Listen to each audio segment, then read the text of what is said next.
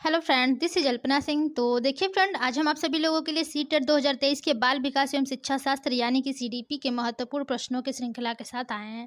ठीक है फ्रेंड्स, तो देखिए आज हम आप सभी लोगों के साथ मिलकर के 30 क्वेश्चंस को डिस्कशन करेंगे, ठीक है, और सॉल्व करेंगे। तो चलिए फ्रेंड्स, देखिए जो लोग अभी तक हमारे चैनल को लाइक एवं सब्सक्राइब नहीं किए हैं वो लोग कर दीजिए। हमारा चैनल है @learn with Alpana. Okay friends, तो चलिए सबसे पहले हम लोग अपना पहला क्वेश्चन देखते हैं और देखते हैं हमारा पहला क्वेश्चन क्या कहता है।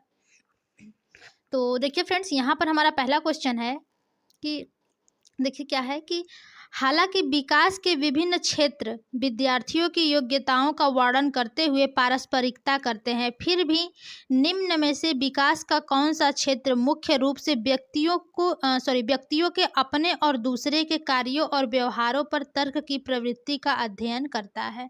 ठीक है, यहाँ पर फ्रेंड्स आपको देखिए बताना है कि जो आपका विकास होता है, ठीक है, उसके विभिन्न क्षेत्र जो हैं वो विद्यार्थियों की योग्यताओं का वर्णन करते हुए पारस्परिकता करते हैं। ठीक है, लेकिन फिर भी देखिए निम्न में से विकास का कौन सा ऐसा क्षेत्र है, ठीक है, जो मुख्य रूप से व्यक्तियों के अपने और दूसरों के कार्यों और व्यवहारों पर तर्क की प्रवृत्ति का अध्ययन करता है। तो पहला ऑप्शन है फ्रेंड्स आपका भाषा विकास, दूसरा है नैतिक विकास, तीसरा है शारीरिक विकास और चौथा है फ्रेंड्स सांस्कृतिक विकास। ठीक है, तो यहाँ पर देखिए जो आपका फ्रेंड्स सबसे करेक्ट ऑप्शन हो जाएगा कि व्यवहारों पर तर्क की प्रवृत्ति का अध्ययन करता है, वो आपका है नैतिक विकास। ठीक है, ये आपका देखिए फ्रेंड नैतिक विकास ही है जो व्यक्तियों के अपने और दूसरों के कार्यों और व्यवहारों पर तर्क की प्रवृत्ति का अध्ययन करता है। ठीक है फ्रेंड्स, चलिए अगला क्वेश्चन देखते हैं। देखिए फ्रेंड्स, यहाँ पर हमारा अगला क्वेश्चन है कि विकास का कौन सा सिद्धांत बताता है कि विकास सिर से पैर तक होता है। ओके, यहाँ पर देखिए फ्रेंड्स आपको बताना है कि विकास का कौन सा सिद्धांत बताता है कि जो आपका विकास है वो सर से लेकर के पैर की ओर होता है। ठीक है, पहला है आपका विकास पूर्वानुमेय है, दूसरा है आपका विकास परिपक्वता और सीखने का एक उत्पाद है, तीसरा है फ्रेंड्स कि विकास एक विशेष दिशा में आगे बढ़ता है और चौथा है फ्रेंड्स कि बच्चों के विकास की दर में भिन्नताएं होती हैं। ठीक है, तो देखिए फ्रेंड्स विकास का जो सिद्धांत है वो आपका थर्ड ये कहता है कि जो विकास है वो विशेष दिशा में आगे बढ़ता है। ठीक है, यानी कि वो सर से लेकर के पैर की ओर होता है। ठीक है, चलिए अगला क्वेश्चन देखते हैं फ्रेंड्स। यहाँ पर देखिए फ्रेंड्स अगला क्वेश्चन जो आपके है वो कथन और तर्क वाले हैं। ठीक है, तो देखिए आपका कथन क्या है। कथन देखिए फ्रेंड्स यहाँ पर ए है कि अभिभावकों को बाल्यावस्था देखभाल से संबंधित चर्चा में शामिल करना चाहिए। ठीक है, जो अभिभावक हैं यानी कि जो माता पिता हैं वो बाल्यावस्था में, ठीक है, देखभाल से संबंधित चर्चा में शामिल करना चाहिए। ये देखिए फ्रेंड्स बिल्कुल करेक्ट है आपका जो कथन है। ठीक है, और देखिए आपका तर्क क्या है फ्रेंड्स। यहाँ पर तर्क है कि बाल विकास पारिवारिक परिवेश से प्रभावित होता है। ये तो बिल्कुल फ्रेंड्स करेक्ट बात है, जो आपका बाल विकास है, ठीक है, वो पारिवारिक परिवेश से प्रभावित होता है। तो देखिए फ्रेंड्स आपका जो कथन है और आपका जो तर्क है, ठीक है, बिल्कुल सही है और जो आपका तर्क है वो सही व्याख्या भी कर रहा है यहाँ पर। ठीक है, तो आपका सही ऑप्शन क्या हो जाएगा फ्रेंड्स। यहाँ पर देखिए है ए और आर दोनों सही है और जो आर है वो ए की सही व्याख्या करता है। तो आपका करेक्ट ऑप्शन आपका देखिए फ्रेंड्स यहाँ पर 1 हो जाएगा और तो यहाँ पर आपको तीनों ये ऑप्शन पढ़ने की आवश्यकता ही नहीं है। ठीक है, पहला ऑप्शन इज द राइट।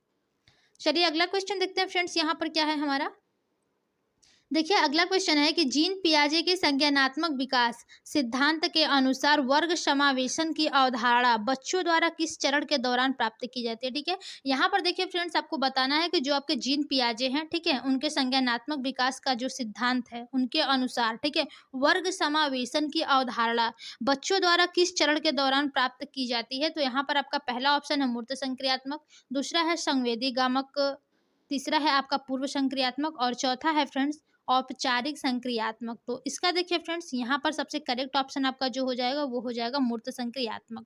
ठीक है, यहाँ पर देखिए फ्रेंड्स वर्ग समावेशन की अवधारणा बच्चों में मूर्त संक्रियात्मक अवस्था के दौरान, ठीक है, यानी कि इसी चरण में आपके जो बच्चों में समावेशन की अवधारणा है वो हो जाती है। ठीक है, मूर्त संक्रियात्मक यानी कि 7 से 11 की वर्ष वर्ष की उम्र में। ठीक है, चलिए अगला क्वेश्चन देखते हैं फ्रेंड्स। हमारा अगला क्वेश्चन फिर से देखिए फ्रेंड्स, जीन पियाजे से ही संबंधित है। यहाँ पर आपको बताना है फ्रेंड्स कि जीन पियाजे के संज्ञानात्मक विकास सिद्धांत के अनुसार किस चरण पर अधिकतर बच्चे परिकल्पनात्मक रूप से सोचने लगते हैं। यहाँ पर फ्रेंड्स परिकल्पनात्मक रूप से सोचने लगते हैं, तो पहला ऑप्शन देखिए यहाँ पर हो जाएगा आपका संवेदीगामक, दूसरा है पूर्व संक्रियात्मक, मूर्त संक्रियात्मक और चौथा लास्ट ऑप्शन है फ्रेंड्स औपचारिक संक्रियात्मक। तो देखिए फ्रेंड्स यहाँ पर आपके परिकल्पनात्मक रूप से सोचने लगता है, या फिर आप बोल सकते हैं अमूर्त रूप से सोचना। ठीक है, तो यहाँ पर आपका जो सबसे करेक्ट ऑप्शन हो जाएगा फ्रेंड, वो आपका हो जाता है औपचारिक संक्रियात्मक अवस्था, यानी कि 11 से लेके 15 वर्ष। ठीक है, 11 वर्ष के बाद, यानी कि आप इसको ऐसे भी बोल सकते हैं। ठीक है, तो यहाँ पर जो आपका सबसे करेक्ट ऑप्शन है फ्रेंड्स, फोर्थ ऑप्शन सही हो जाएगा। चलिए अगला क्वेश्चन देखते हैं फ्रेंड्स।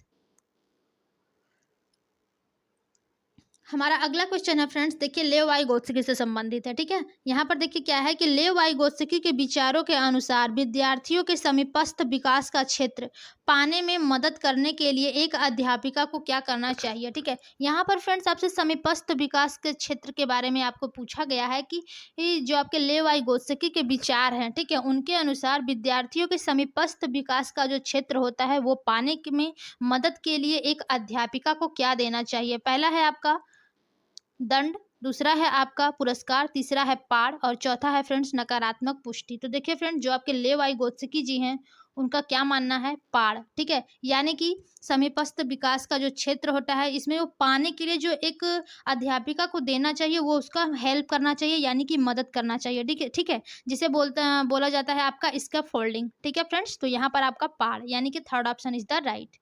चलिए अगला क्वेश्चन देखते हैं फ्रेंड्स। और यहाँ पर देखिए आपसे फिर से आपके यहीं लेव वाइगोत्स्की से संबंधित क्वेश्चन पूछा गया है।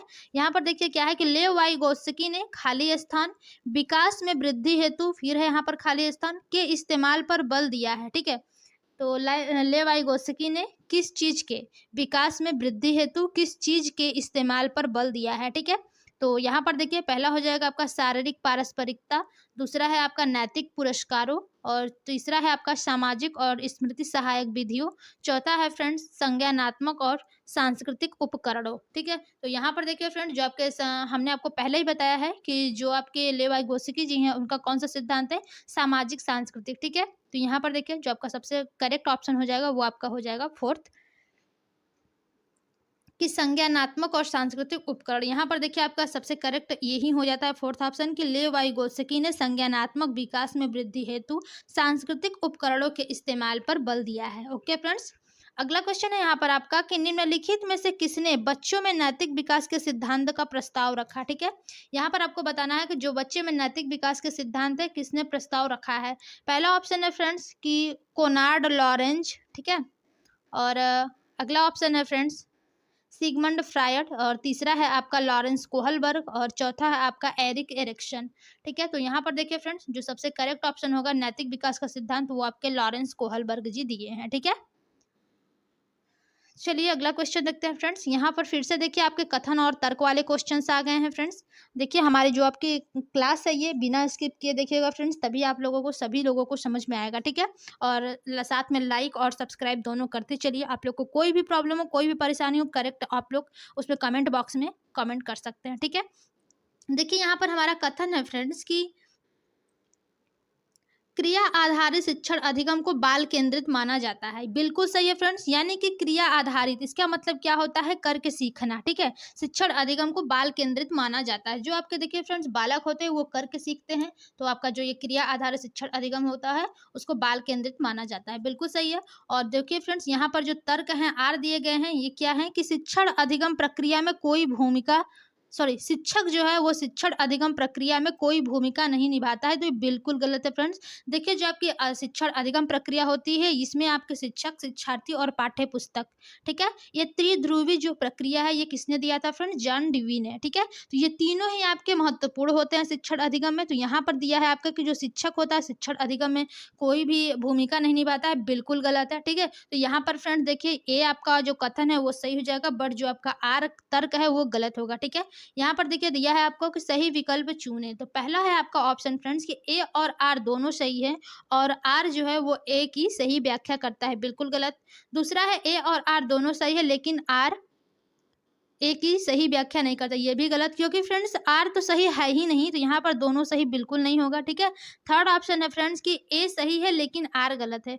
यहाँ पर देखिए फ्रेंड्स, आपका जो थर्ड ऑप्शन है बिल्कुल सही हो जाएगा कि ए सही है लेकिन आर जो है वो गलत है। ठीक है, चलिए अगले क्वेश्चन की तरफ चलते हैं फ्रेंड्स। देखिए फ्रेंड्स, यहाँ पर हमारा अगला क्वेश्चन है कि बहुबुद्धि सिद्धांत कहता है कि, ठीक है, यहाँ पर आपको बताना है कि जो आपका बहुबुद्धि सिद्धांत है वो क्या कहता है। ठीक है, तो पहला ऑप्शन है यहाँ पर कि बुद्धि विभिन्न प्रकार की हो सकती है। दूसरा है बुद्धि को तेज नहीं किया जा सकता। तीसरा है बुद्धि को सटीक रूप से मापा जा सकता है। चौथा है आपका सभी व्यक्तियों में बुद्धि स्तर एक समान है। बिल्कुल नहीं फ्रेंड्स, जिसमें सभी व्यक्तियों में बुद्धि स्तर अलग अलग होता है। ठीक है, और जो बुद्धि है फ्रेंड्स उसको सटीक रूप से मापा भी नहीं जा सकता है। और जो बुद्धि है फ्रेंड्स, क्या लिखा है कि बुद्धि को तेज नहीं किया जा सकता। बिल्कुल नहीं फ्रेंड्स, ऐसा बिल्कुल नहीं है कि आप बुद्धि को अपने तेज नहीं कर सकते। ठीक है, और पहला ऑप्शन क्या है कि बुद्धि विभिन्न प्रकार की हो सकती है, ये बिल्कुल करेक्ट है ऑप्शन। तो आपका सबसे करेक्ट ऑप्शन जो हो जाएगा फ्रेंड्स, वो आपका फर्स्ट हो जाएगा कि जो बुद्धि का सिद्धांत है वो कहता है कि बुद्धि विभिन्न प्रकार की हो सकती है। ठीक है, चलिए अगला क्वेश्चन चलते हैं फ्रेंड्स, तो देखते हैं हमारा क्या क्वेश्चन है। देखिए यहाँ पर हमारा क्वेश्चन फिर से आ गया फ्रेंड्स, ले वाइगोत्स्की से संबंधित। ठीक है, तो यहाँ पर देखिए क्या है कि ले वाइगोत्स्की ने क्या कहा है कि ले वाइगोत्स्की भाषा को किस प्रकार देखते हैं। ठीक है, यहाँ पर फ्रेंड्स आपसे क्वेश्चन पूछा गया है कि जो आपके ले वाइगोत्स्की जी हैं वो भाषा को किस प्रकार देखते हैं। ठीक है, पहला ऑप्शन है फ्रेंड्स यहाँ पर भाषा अधिगम प्रक्रिया में बाधक है। ये तो बिल्कुल गलत है फ्रेंड्स कि भाषा जो है वो आपकी अधिगम प्रक्रिया में बाधक होती है। ठीक है, ये तो आपके ले वाइगोत्स्की जी बिल्कुल कहते ही नहीं है। दूसरा है आपका भाषा एक सांस्कृतिक उपकरण है जो अधिगम को सुसाधित करती है। ये हम मान सकते हैं क्योंकि इनका जो सिद्धांत है फ्रेंड्स वो सामाजिक सांस्कृतिक से ही संबंधित है। ठीक है, थर्ड ऑप्शन है कि भाषा चिंतन प्रक्रिया में अर्थहीन है। बिल्कुल गलत। चौथा है आपका भाषा जैविक परिपक्वता का एक नगण्य अंश है। बिल्कुल नहीं है। ठीक है, तो यहाँ पर देखिए फ्रेंड्स, जो आपका सबसे करेक्ट ऑप्शन हो जाता है, ले वाइगोत्स्की भाषा को क्या मानते हैं, तो जो ले वाइगोत्स्की जी हैं फ्रेंड्स वो भाषा को भाषा एक सांस्कृतिक उपकरण है जो अधिगम को सुसाधित करती है। ठीक है, वो यही इसी प्रकार से उसे देखते हैं। ठीक है, किसको, भाषा को। चलिए यहाँ पर देखिए सबसे करेक्ट ऑप्शन आपका सेकंड हो जाएगा। तो अब हम लोग अपने अगली क्वेश्चन की ओर चलते हैं। देखिए फ्रेंड्स, हमारा अगला क्वेश्चन है कि लड़कों के लिए नीले रंग के कपड़े और लड़कियों के लिए गुलाबी रंग के कपड़े खरीदना किसे बढ़ावा देता है। ठीक है, यहाँ पर आपको बताना है फ्रेंड्स कि जो लड़के हैं उनके लिए नीले कपड़े और जो लड़कियां हैं उनके लिए पिंक यानी कि गुलाबी कपड़े खरीदना किसे बढ़ावा देता है। पहला है आपका जेंडर रूढ़िबद्धता। ठीक है, और दूसरा है फ्रेंड्स यहाँ पर लड़के और लड़कियों के आनुवंशिक लक्षण। तीसरा है जेंडर तरलता और चौथा है फ्रेंड्स सेक्स चयन। तो यहाँ पर देखिए फ्रेंड्स, सबसे जो करेक्ट ऑप्शन होगा ये आपका जेंडर रूढ़िबद्धता है। देखिए ये आपका लिंग रूढ़िबद्धता इससे है कि जो लड़के होते हैं उन्हें नीले ही रंग पसंद है और जो लड़कियां होती हैं उनकी गुलाबी ही रंग फेवरेट होते हैं। ये आपके जेंडर रूढ़िबद्धता से संबंधित है। ठीक है, तो यहाँ पर आपका फर्स्ट ऑप्शन करेक्ट हो जाएगा। चलिए अगला क्वेश्चन देखते हैं फ्रेंड्स, यहाँ पर क्या है। अगला क्वेश्चन है फ्रेंड्स हमारा कि अंग्रेजी विषय की एक शिक्षिका सरिता ने यह देखा कि कक्षा में जो वह पढ़ाती है उसे सीखने के स्तर पर विद्यार्थी विभिन्नताएं दिखाते हैं, इसलिए सरिता को चाहिए कि वह, ठीक है, देखिए जो अंग्रेजी विषय की एक शिक्षिका है सरिता, उन्होंने यह देखा कि जो कक्षा में वह पढ़ाती हैं उसे सीखने के स्तर पर जो विद्यार्थी हैं, ठीक है, उनमें विभिन्नताएं दिखते हैं। ठीक है, तो इसलिए सरिता को चाहिए कि वह, पहला ऑप्शन है फ्रेंड्स, शिक्षण के एक समान तरीके का पालन करे ताकि सीखने में व्यक्तिगत अंतर कम हो। देखिए फ्रेंड्स, ये बिल्कुल गलत है। सभी बच्चों में व्यक्तिगत अंतर पाए जाते हैं, इसलिए उनमें सीखने के भी जो अंतर होंगे वो व्यक्तिगत रूप से अलग अलग होंगे। ठीक है, और दूसरा ऑप्शन है फ्रेंड्स कि छात्रों के पालन के लिए बहुत सख्त नियम बनाएं। बिल्कुल नहीं फ्रेंड्स कि जो छात्र हैं उनके पालन के लिए बहुत सख्त नियम बनाएंगे तो जो सीख रहे हैं देखिए फ्रेंड्स वो भी नहीं सीख पाएंगे। ठीक है, उनमें देखिए व्यक्तिगत विभिन्नताएं पाई जाती हैं तो वो अलग अलग तरीके से ही सीखेंगे।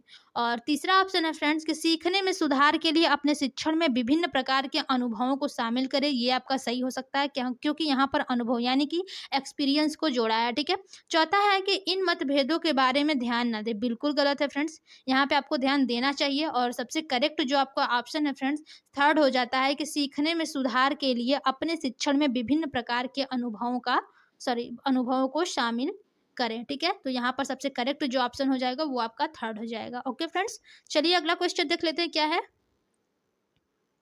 अगला क्वेश्चन है फ्रेंड्स कि मूल्यांकन का मुख्य उद्देश्य क्या होना चाहिए। ठीक है, यहाँ पर आपको बताना है कि मूल्यांकन का जो उद्देश्य है वो क्या होना चाहिए। ठीक है, पहला ऑप्शन है फ्रेंड्स कि विद्यार्थी का नामीकरण। नामीकरण देखिए फ्रेंड्स मूल्यांकन का उद्देश्य नहीं होता है मुख्य। ठीक है, दूसरा है आपका समान योग्यता आधारित विद्यार्थियों का समूहीकरण। यहाँ पर देखिए फ्रेंड्स हमने पहले ही बताया है कि जो समान योग्य वाले विद्यार्थी और जो अयोग्य विद्यार्थी, ठीक है, समूहीकरण नहीं करना चाहिए क्योंकि उनमें हीन भावना आ जाती है किसमें, बच्चों में। ठीक है, तो यहाँ पे ये भी ऑप्शन आपका गलत हो जाएगा। थर्ड ऑप्शन है कि विद्यार्थी की अधिगम प्रगति को समझना, और चौथा है कम अंक पाने वाले विद्यार्थी को अवरोधन, तो ये भी गलत होगा फ्रेंड्स। यहाँ पर देखिए फ्रेंड्स जो सबसे करेक्ट आपका ऑप्शन हो जाता है ये आपका थर्ड हो जाएगा कि जो विद्यार्थी की अधिगम प्रगति है, ठीक है, उसको आप समझें। ठीक है, यही मूल्यांकन का मुख्य उद्देश्य होना चाहिए। तो यहाँ पर आपका थर्ड ऑप्शन सबसे करेक्ट हो गया फ्रेंड्स। चलिए अगला क्वेश्चन देख लेते हैं हमारा क्या है। देखिए फ्रेंड्स हमारा अगला क्वेश्चन है कि मूल्यांकन की प्रक्रिया में विद्यार्थियों को शामिल करके मूल्यांकन की प्रकृति में किस प्रकार का बदलाव आता है। ठीक है, मूल्यांकन की प्रक्रिया में जो विद्यार्थी हैं उनको शामिल करके मूल्यांकन की प्रकृति में किस प्रकार का बदलाव आता है, यहाँ पर आपको बताना है। ठीक है, पहला ऑप्शन है फ्रेंड्स कि अधिगम का मूल्यांकन अधिगम के लिए मूल्यांकन हो जाता है, और दूसरा है आपका रचनात्मक मूल्यांकन योगात्मक मूल्यांकन में बदल जाता है, ये तो आपको बिल्कुल नहीं होगा फ्रेंड्स। और तीसरा है आपका कि व्यापक मूल्यांकन अव्यापक मूल्यांकन में बदल जाता है, ये भी आपका फ्रेंड्स गलत है। चौथा है कि सतत मूल्यांकन असतत मूल्यांकन में बदल जाता है, ये भी गलत है फ्रेंड्स। तो यहाँ पर देखिए आपका जो सबसे पहला आंसर है ऑप्शन, ठीक है, यही आपका सही आंसर हो जाएगा कि जो अधिगम का मूल्यांकन होता है, ठीक है, वो अधिगम के लिए मूल्यांकन में हो जाता है। ठीक है, तो सबसे करेक्ट ऑप्शन आपका फर्स्ट हो जाएगा। अगला क्वेश्चन है फ्रेंड्स कि हाशिए, ठीक है, हाशिए पर स्थित वंचित वर्गों से आने वाले विद्यार्थियों के समावेशन में मदद करने के लिए एक अध्यापिका को क्या करना चाहिए। यहाँ पर फ्रेंड्स हाशिए पर स्थित यानी कि वंचित वर्गों से जो विद्यार्थी आते हैं, ठीक है, उनके समावेशन में मदद करने के लिए अध्यापिका को क्या करना चाहिए। तो पहला ऑप्शन है फ्रेंड्स यहाँ पर कि सभी छात्रों के बीच अपनेपन की भावना को बढ़ावा देना चाहिए, बिल्कुल सही है फ्रेंड्स यहाँ पर ये तो। और दूसरा है कि कक्षा के सामने उनकी कमजोरी को उजागर करना चाहिए, बिल्कुल नहीं फ्रेंड्स, क्योंकि देखिए वो वंचित समुदाय से आ रहे हैं, ठीक है, तो इसका मतलब ये नहीं है कि आप उनकी जो कमजोरी है कक्षा में बताएंगे या फिर उजागर करेंगे। ठीक है, इससे देखिए उनमें हीन भावना उत्पन्न हो सकती है। तीसरा है आपका उन्हें एक अलग सेक्शन में पढ़ाना चाहिए, बिल्कुल नहीं फ्रेंड्स, देखिए हमारा जो नई शिक्षा नीति है, ठीक है, वो कहता है कि सभी बच्चों को साथ में पढ़ाइए समावेशी कक्षा के तहत। ठीक है, और आपका एनसीएफ 2005 भी यही कहता है। और चौथा ऑप्शन है फ्रेंड्स कि सभी छात्रों के लिए मानकीकृत पाठ्यक्रम का प्रयोग करना चाहिए, बिल्कुल नहीं फ्रेंड, यहाँ पर मानकीकृत पाठ्यक्रम का उपयोग नहीं करना चाहिए, बल्कि जो आपका पाठ्यक्रम होना चाहिए वो उसमें जो आपके लचीलापन यानी कि फ्लेक्सिबिलिटी होनी चाहिए। ठीक है, तो यहाँ पर देखिए फ्रेंड जो सबसे करेक्ट ऑप्शन हो जाएगा वो आपका क्या हो जाएगा, फर्स्ट हो जाएगा कि सभी छात्रों के बीच अपनेपन की भावना को बढ़ावा देना चाहिए। ठीक है,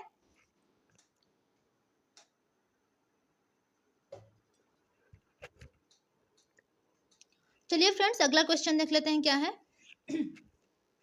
देखिए हमारा अगला क्वेश्चन है कि कक्षा में एक दृष्टिबाधिता से जूझते शिक्षार्थी के समावेशन को बढ़ावा देने के लिए एक अध्यापिका को क्या करना चाहिए। ठीक है, यहाँ पर फ्रेंड्स आपको बताना है कि एक कोई दृष्टिबाधिता से जूझ रहा शिक्षार्थी है तो उसके समावेशन को बढ़ावा देने के लिए एक अध्यापिका को क्या करना चाहिए। दृष्टिबाधिता यानी कि जो देख नहीं सकता है, ठीक है, तो यहाँ पर जो आप मान लीजिए आप अध्यापिका हैं तो आपको क्या करना चाहिए, यहाँ पर आपको यही बताना है। ठीक है फ्रेंड्स, तो देखिए पहला ऑप्शन है जानकारी का मौखिक विवरण देना चाहिए।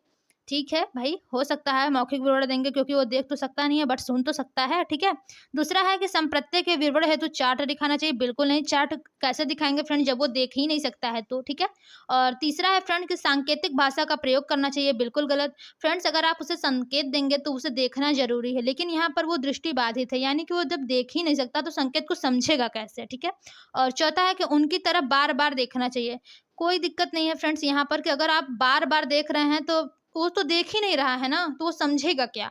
ठीक है, तो यहाँ पर देखिए जो सबसे पहला ऑप्शन है फ्रेंड्स कि जानकारी का मौखिक विवरण देना चाहिए, यही सबसे करेक्ट ऑप्शन है, क्योंकि वो देख नहीं सकता है लेकिन सुन तो सकता है। ठीक है, तो सही ऑप्शन क्या हो जाएगा, 1। चलिए अगला क्वेश्चन देख लेते हैं फ्रेंड्स। देखिए हमारा यहाँ पर अगला क्वेश्चन है कि एक विशिष्ट अधिगम असमर्था असमर्थता, ठीक है, यानी कि पठन वैकल्य की क्या विशेषता है। यहाँ पर आपको बताना है फ्रेंड्स कि जो एक विशिष्ट अधिगम असमर्थता यानी कि पठन वैकल्य है उसकी क्या विशेषता है। पहला है लेख के बोध में कठिनाई, दूसरा है चलने में कठिनाई, तीसरा है मौखिक संप्रेषण में कठिनाई और चौथा है फ्रेंड्स कि खाने में कठिनाई। तो देखिए फ्रेंड्स यहाँ पर जो सबसे करेक्ट ऑप्शन है वहाँ पर क्या हो जाएगा, लेख के बोध में कठिनाई, यानी कि जो लिखा है वो पढ़ नहीं पाता है, तो पढ़ने को ही बोला जाता है पठन वैकल्य, जो पढ़ नहीं पाता है, ठीक है। तो यहाँ पर आपका first option is the correct हो जाएगा। चलिए अगला क्वेश्चन है फ्रेंड्स आपका यहाँ पर कि वंचित समूहों से आने वाले बच्चों की, ठीक है, वंचित समूहों से आने वाले बच्चों की सहायता के लिए स्कूल में निम्नलिखित में से कौन सी सुविधा प्रदान करने की आवश्यकता है। ठीक है, यहाँ पर फ्रेंड्स आपको बताना है कि जो वंचित समूह से या फिर समुदाय से आने वाले जो बच्चे हैं उनकी सहायता के लिए स्कूल में निम्नलिखित में से कौन सी सुविधा प्रदान करने की आवश्यकता है। तो देखिए यहाँ पर कौन सी आवश्यकता है सुविधा प्रदान करने के लिए। पहला ऑप्शन है विषयों के चयन में लचीलापन प्रदान करना, बिल्कुल फ्रेंड, जो आपका विषयों का चयन है उसमें फ्लेक्सिबिलिटी होनी चाहिए, ठीक है, लचीलापन होना चाहिए। दूसरा है कि कक्षा के सभी बच्चों के लिए समान शैक्षिक कार्यक्रम लागू करना। तीसरा है आपका उन्हें किसी विशेष स्कूल में प्रवेश लेने के लिए बाध्य करना, या बाध्य नहीं कर सकते हैं, ठीक है। और चौथा है फ्रेंड्स कि उन्हें उसी स्कूल के एक अलग सेक्शन में पढ़ाना। यहाँ पर देखिए फ्रेंड्स उसे अलग सेक्शन में नहीं, आपका जो समावेशी शिक्षा है वो कहता है सभी बच्चों को साथ में लेकर के चलना है, ठीक है, सभी बच्चों को यानी कि एक ही क्लास में बैठाकर एक ही साथ शिक्षा देना, क्या कहता है आपका ये समावेशी शिक्षा, यही कहता है, ठीक है। और दूसरा ऑप्शन क्या था यहाँ पर फ्रेंड्स कि कक्षा के सभी बच्चों के लिए समान शैक्षिक कार्यक्रम लागू करना, बिल्कुल गलत, क्योंकि देखिए फ्रेंड्स यहाँ पर वंचित समूहों की बात हो रही है, ठीक है, जो वंचित समूह से बच्चे आ रहे हैं तो उनके लिए सबसे करेक्ट जो आपका ऑप्शन हो जाएगा फ्रेंड्स यहाँ पर क्या हो जाएगा, विषयों के चयन में लचीलापन प्रदान करना, ठीक है, first option is the right हो जाएगा। चलिए अगला क्वेश्चन देखते हैं फ्रेंड्स। अगला क्वेश्चन है फ्रेंड्स यहाँ पर कि यदि ट्विंकल, ठीक है, यदि ट्विंकल अपने बाएं हाथ से लिखती है तो उसकी शिक्षिका को क्या करना चाहिए। ठीक है, अगर ट्विंकल बाएं हाथ से लिख रही है तो उसकी जो शिक्षिका है उसे क्या करना चाहिए। पहला है उसे बाएं हाथ का उपयोग करने के लिए हतोत्साहित करना चाहिए, दूसरा है उसे अपनी पसंद का प्रयोग करने दे, तीसरा है इसकी रिपोर्ट स्कूल काउंसलर को दे और चौथा है उसके दाहिने हाथ का उपयोग करने दें। ठीक है,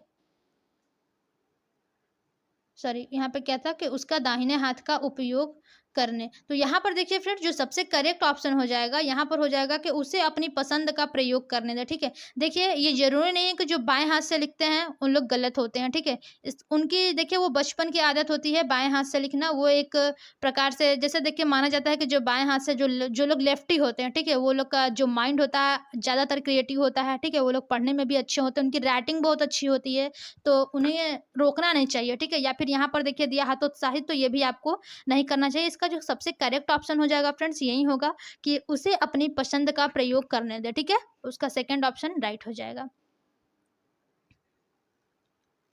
चलिए अगला क्वेश्चन देख लेते हैं फ्रेंड्स। हमारा अगला क्वेश्चन देखिए फ्रेंड्स कथन और तर्क वाले हैं, ठीक है।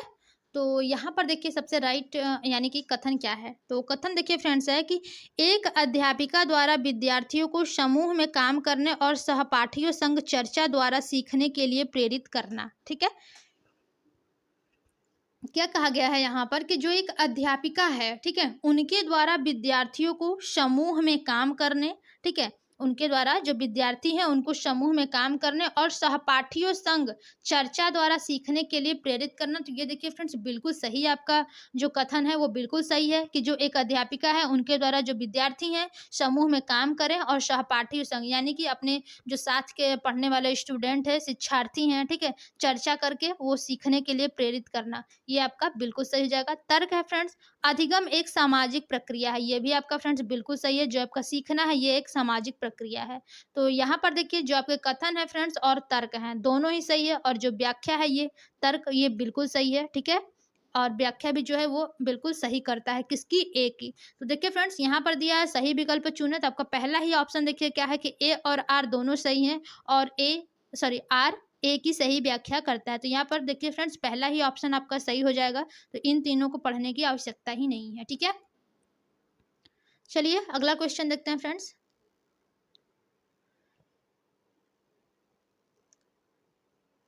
और क्या हो गया ये, देखिए फ्रेंड्स, यहाँ पर हमारा अगला क्वेश्चन है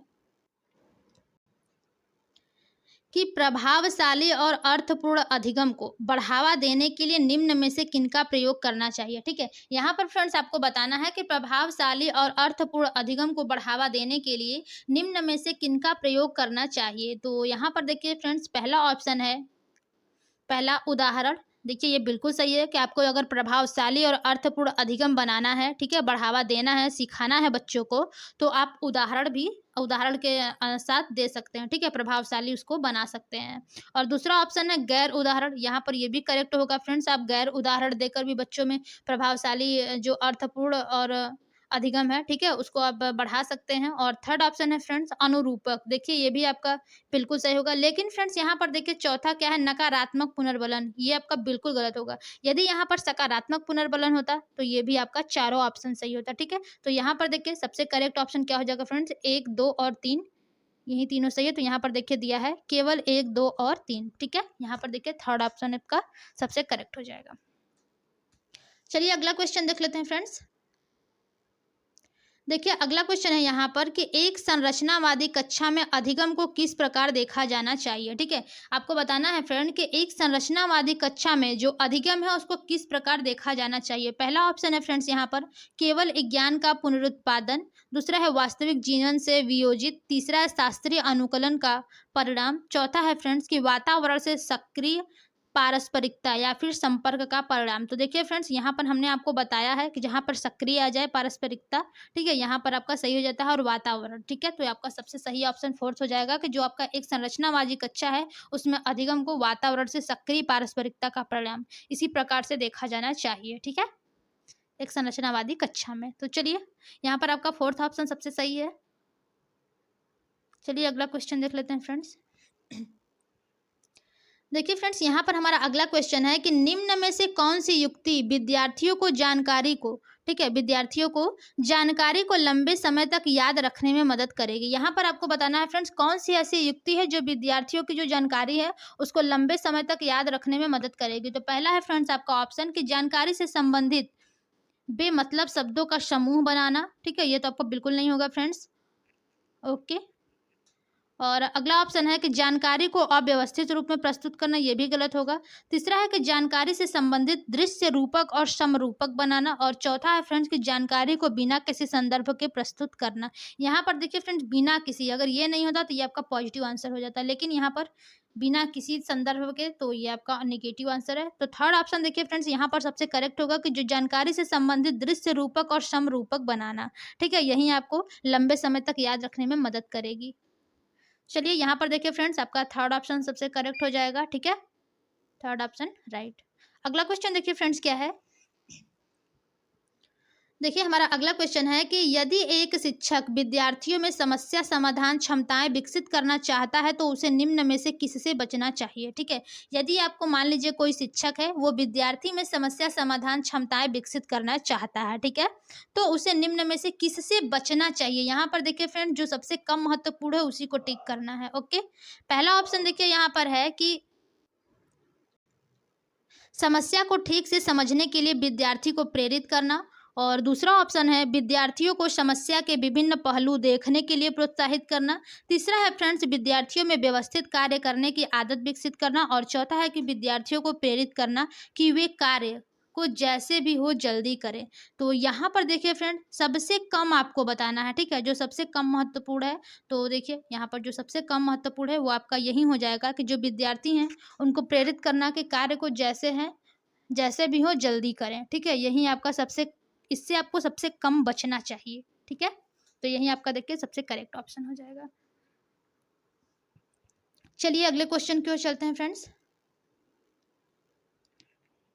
देखिए हमारा अगला क्वेश्चन है फ्रेंड्स कि विद्यार्थियों की त्रुटियों के संबंध में अध्यापिका को, ठीक है, विद्यार्थियों की त्रुटियों के संबंध में अध्यापिका को पहला ऑप्शन है नकारात्मक पुनर्बलन द्वारा त्रुटियों को कम करना चाहिए, और दूसरा है फ्रेंड्स कि दंड द्वारा त्रुटियों को कम करना चाहिए। तीसरा है उन अधिगम कमियों को खोजना चाहिए जिनकी वजह से त्रुटियां हुई है। चौथा है आपको त्रुटियों की उपेक्षा करनी चाहिए। तो देखिए फ्रेंड्स, हमने आपको पहले ही बताया जहाँ पे अन्वेषण आ जाता है, खोज करना, वहीं आपका पॉजिटिव आंसर होता है। ठीक है, तो यहाँ पर आपका देखिए थर्ड ऑप्शन में है, तो इसलिए आपका थर्ड ऑप्शन सबसे करेक्ट आंसर हो जाएगा। ठीक है, कुछ देखिए आपको थोड़ा सा की पॉइंट जो होता है फ्रेंड्स वो ध्यान में रखना है कि कौन से ऑप्शन सही होते हैं, ताकि आपका अगर आपके लिए टाइम नहीं है, क्योंकि गोला कलर करने में देखिए फ्रेंड्स टाइम थोड़ा लग जाते हैं, तो आप लोग थोड़ा सा ऐसे ही टिक कर सकते हैं की पॉइंट जान करके। ठीक है, तो यहाँ पर देखिए जहाँ पर आपको अन्वेषण मिल जाए, खोजना मिल जाए, वहाँ पर आपका आंसर जो है वो करेक्ट हो जाता है। ठीक है, तो यहाँ पर थर्ड ऑप्शन आपका सही होगा फ्रेंड्स। चलिए अगला क्वेश्चन देख लेते हैं।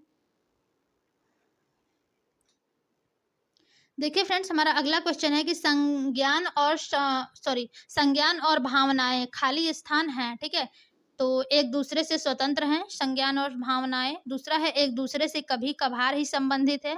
तीसरा है आपका एक दूसरे से परस्पर संबंधित है। चौथा है आपका कि वातावरणीय कारकों द्वारा प्रभावित नहीं होते हैं।